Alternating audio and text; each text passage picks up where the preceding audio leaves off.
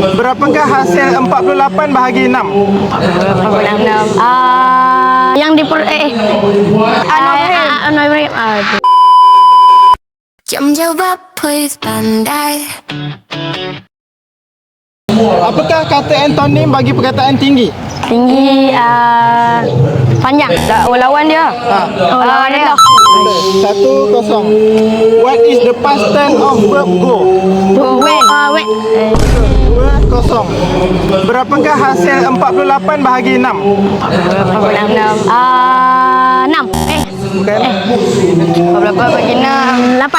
Betul. Ush. 1-2. Apakah gas yang diperlukan oleh manusia untuk bernafas? Oksigen. 2 sama. Siapakah Perdana Menteri Malaysia yang terkini? Yang ketiga, aduh. Yang terkini. Anwar Ibrahim. Apa nama penuh? Anwar Ibrahim bin. Dia punya pangkat depan tu. Pangkat yang di aduh, apa dia pangkat? Datuk Anwar Ibrahim. 3-2. Apakah warna asas yang digunakan untuk menghasilkan warna hijau? Kuning biru. Betul. 3 sama. Apakah tarian tradisional kaum Melayu yang terkenal? Dari Zapin. 4-3. Berapakah jumlah rukun Islam? Rukun Islam 5. 4 sama.